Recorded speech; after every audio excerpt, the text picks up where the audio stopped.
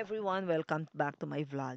Today I want to take you back to the beginning of my handmade business journey. Have you ever started a business with so much excitement, only to discover that making sales is much harder than you thought? My very first business was handmade jewelry, and in this vlog, I'm sharing the truth about my first handmade jewelry business, the excitement, the disappointments, the small sales, and the lessons that help shape the business I have today.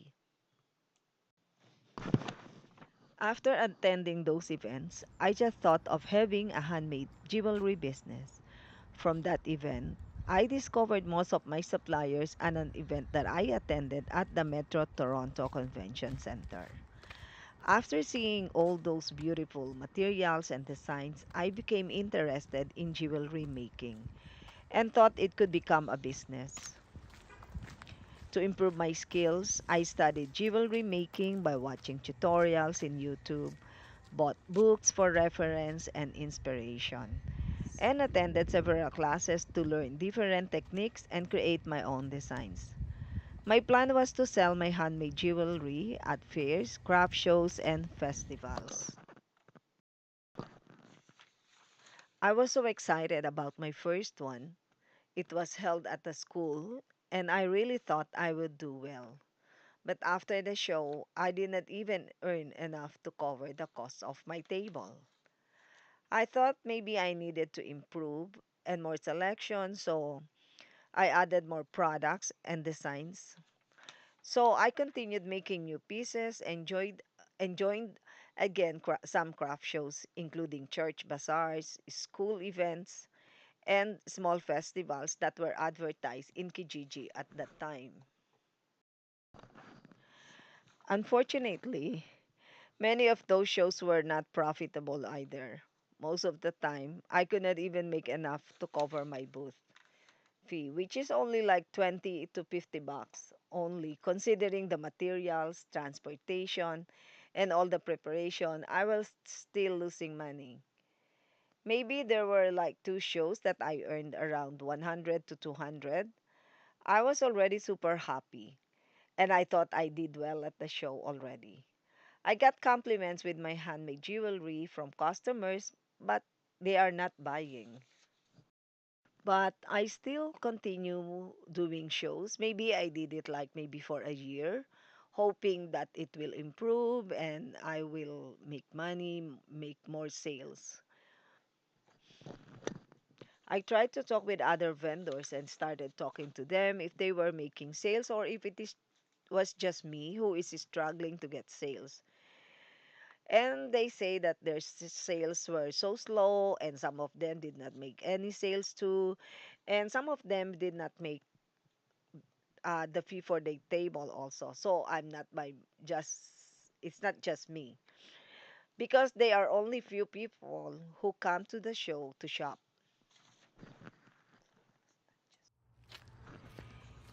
Even though I was disappointed, I still continue to do shows, but now I try to book craft shows that were expensive. According to one vendor who was also starting at that time, the good craft shows are the one who are expensive that cost 100 or more. And the vendor told me that there's a pamphlet that I can buy online, which is the list of all the craft shows in Ontario. Oh my gosh, I bought that book right away online. They were helpful because the name of the craft show was there, the address, the dates, locations, organizer, and the cost of the booth, and the size of the booth. Mostly the booth is like it's like 10 by 10. It's not by table. So that's why it's different. So I got more excited. And even the number of attendees are also mentioned in the book. Let's say 30,000 attendees or 8,000 attendees. So I got more excited even though it's out of my budget. But I want to give it a try before giving up. I tried to apply to some craft shows that were listed at the pamphlet, which cost 100 to 200 is my maximum for the show because there were more way expensive craft shows and too far that need accommodation.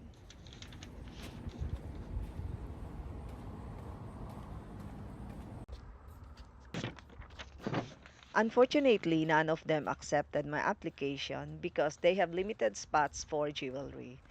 Usually, the regular vendors that make jewelry just renew their contracts every year, so it's hard to get in. The previous shows that I attended, they just keep accepting vendors, and most of the time, there are lots of jewelry vendors that are close to each other.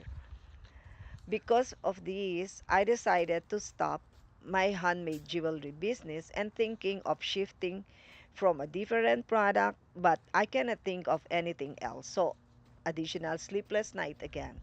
For me, I believe that everything happens for a reason and I accept that handmade jewelry is not meant for me.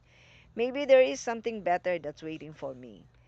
Thank you and maraming salamat for spending time with me today and I truly appreciate your support and please don't forget to like, share and subscribe. I'll see you in my next video and bye for now.